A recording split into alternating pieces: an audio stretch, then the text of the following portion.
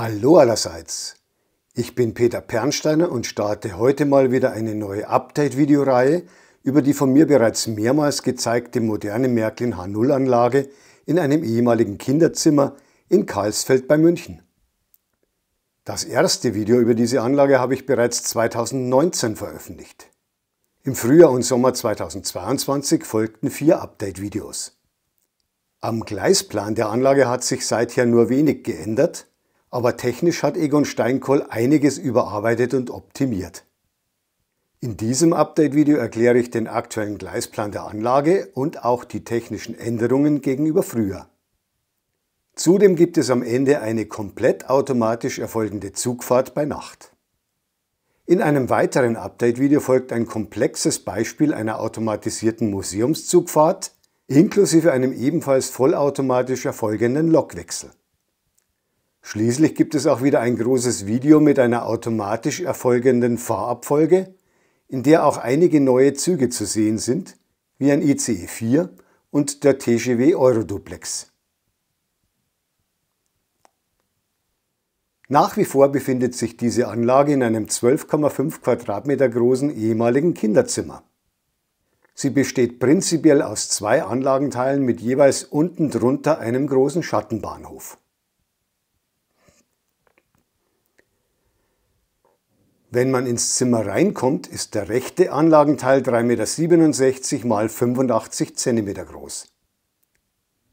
Er befindet sich auf Rollfüßen, damit man ihn für Wartungsarbeiten von der Wand wegrücken kann. Auf einem Gleisniveau von 90 cm über dem Fußboden befindet sich zunächst ein 6-gleisiger Kopfbahnhof.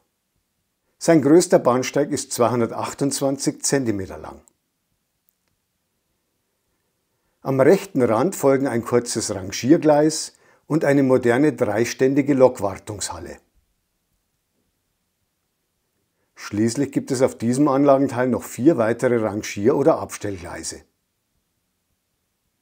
Auf allen hier gezeigten Gleisplänen sind in hellblau die Positionen der Gleismelder für die Realisierung von automatisierten Zugfahrten zu sehen. Sie wurden auf Basis von Schienenunterbrechungen in Kombination mit Rückmeldemodulen S88AC realisiert. Über einen Link S88 Adapter sind sie mit der Märklin Digitalzentrale CS3 verbunden. Vorne vor dem Raumfenster führen auf einer jederzeit abbaubaren 71 cm breiten Verbindungsplatte 2 Gleise rüber zum linken Anlagenteil. Dann folgt der linke Anlagenteil mit einer Länge von knapp 4 Metern und einer Tiefe von 122 cm. Auch dieser Anlagenteil befindet sich auf Rollfüßen. Er enthält zunächst ein großes Containerterminal mit Portalkran von Faller und 3 Güterzugabstellgleisen.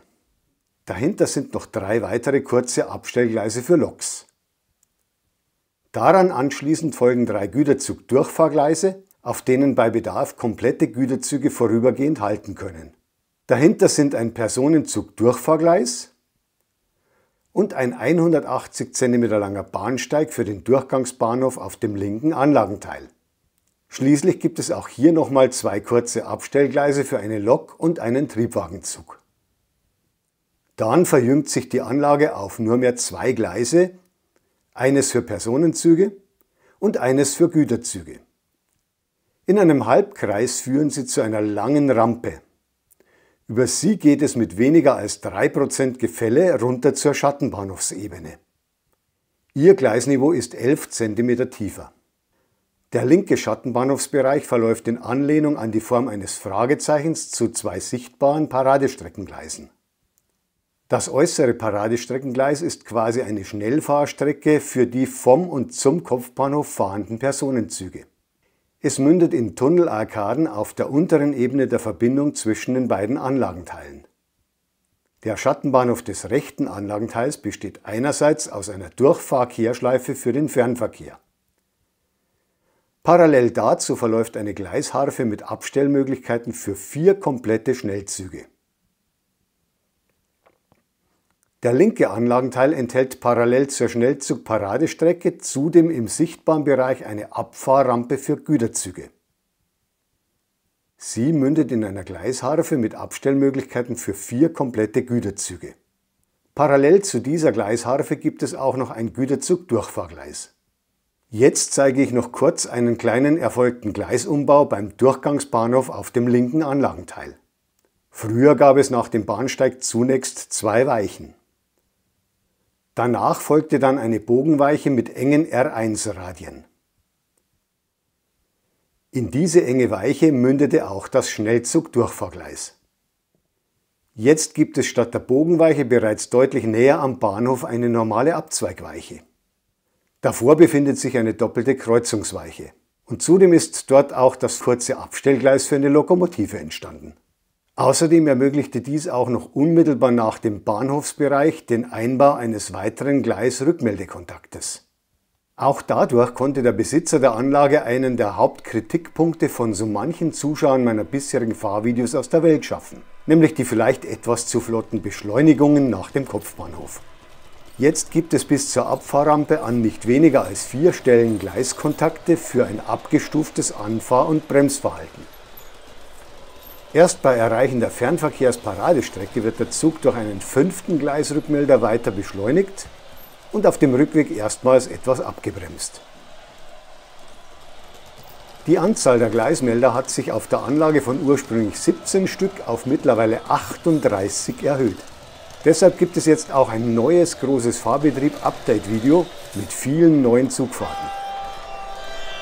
Sobald es fertig ist, erscheint hier im Video oben rechts ein entsprechend verlinkter Hinweis als Fenster. Ein weiterer Kritikpunkt bei früheren Videos war zwar, dass die Züge zu schnell fahren, aber dies war eigentlich nicht wirklich der Fall, weil Egon Steinkohl schon immer bei fast jeder Lok und jedem Triebwagen die Maximalgeschwindigkeit passend zur Anlagengröße deutlich reduziert hat. Vielleicht ist das eine Folge der halt doch etwas engen erforderlichen Gleisradien in diesem relativ kleinen Hobbyraum. Die meisten Weichen der Anlage haben den typischen K-Gleis-Abzweigradius von 424,6 mm und die meisten Bogengleise haben diesen oder größere Gleisradien.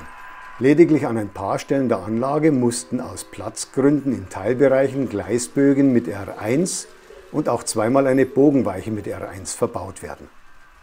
Was die Programmierung der Fahrgeschwindigkeit der Züge angeht, hat es aber doch eine interessante Optimierung auf der Anlage gegeben. Bei jeder neu angeschafften Lok und jedem neuen Triebwagen wird die Maximalgeschwindigkeit jetzt mit Hilfe eines Modellgeschwindigkeitsmessgerätes überprüft und gegebenenfalls deutlich reduziert. Zudem wird auch die Geschwindigkeitskennlinie der Digitaldecoder auf linear umgestellt. Schließlich wird auch noch die Tachoanzeige von jedem Triebfahrzeug in der Digitalzentrale CS3 entsprechend an die gemessene neue Maximalgeschwindigkeit angepasst.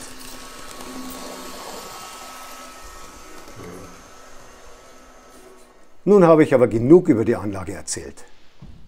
Zum Abschluss dieses Videos gibt es jetzt noch ein erstes kleines Fahrvideo auf der Anlage. Und zwar mit etwas Abendstimmung. Auf den Weg Richtung Leipzig macht sich jetzt der Doppelstockwagen Intercity 2035 im Betriebszustand von ca. 2015. Bitte einsteigen. Türen schließen selbsttätig. Vorsicht bei der Abfahrt.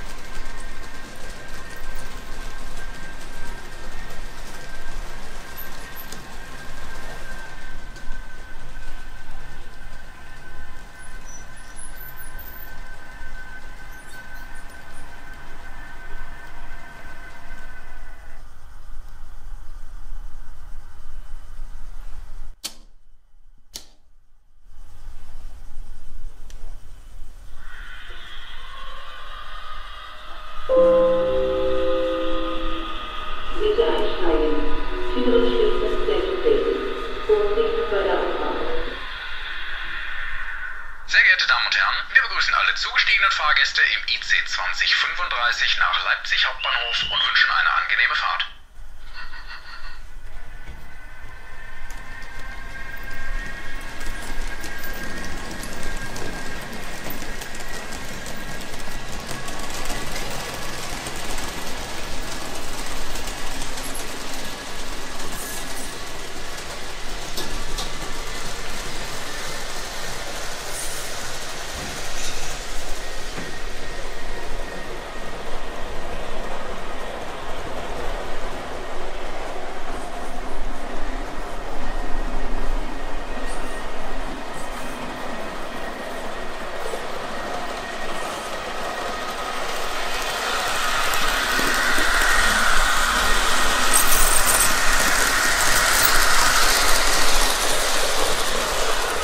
So, das war's mit meinem ersten Update-Video des Jahres 2025 von der modernen H0-Anlage in Karlsfeld bei München. Ich hoffe, es hat Spaß gemacht und ich würde mich freuen, wenn ihr meinen Kanal fleißig weiterempfehlt. Servus, bis zum nächsten Mal, euer Peter Pernsteiner.